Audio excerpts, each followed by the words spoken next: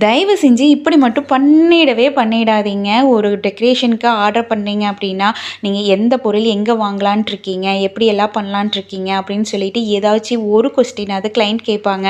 But இந்த client மட்டும் நம்மளுக்கு கால் பண்ணி ஆர்டர் ப்ளேஸ் பண்ணதோட சரிங்க, இவ்வளோ பிளேட்ஸ் இந்த மாதிரி கொண்டு வா, இந்த திங்ஸை கொண்டு வாங்க அப்படின்னு சொன்னதோட சரிங்க. அதுக்கப்புறம் எனக்கு ரிமைண்ட் பண்ணுறக்கும் கூட ஒரு ஃபோன் கால் கூட பண்ணலைங்கிறதாங்க நிஜம். நானே பிளேட்ஸ் எல்லாத்தையுமே வந்து கொண்டு போய் மண்டபத்தில் வச்சுட்டு எல்லா அரேஞ்ச்மெண்ட்ஸும் கம்ப்ளீட் பண்ணி முடிச்சுட்டு அதுக்கப்புறம் நான் வந்து கால் பண்ணி இந்த மாதிரி கம்ப்ளீட் பண்ணிட்டேங்க அப்படின்னு சொன்னேன். ஓ அப்படியா கண்ணு, ஓகே ஓகே அப்படின்னு சொல்லிட்டு கால் கட் பண்ணிட்டாங்க. எனக்கே ஒரே ஆச்சரியமாக போச்சு, என்னடா ஒரு கொஸ்டின் கூட நம்மக்கிட்ட கேட்கலையே அப்படின்னு சொல்லிட்டு. இந்த மாதிரி கண்மூடித்தனமாக நம்மளை நம்புறதுக்குமே வந்து நான் இதை ஃபீல் பண்ணல, எனக்கு வந்து கொடுத்து வச்சுருக்கணும்னு தான் தோணுச்சுங்க.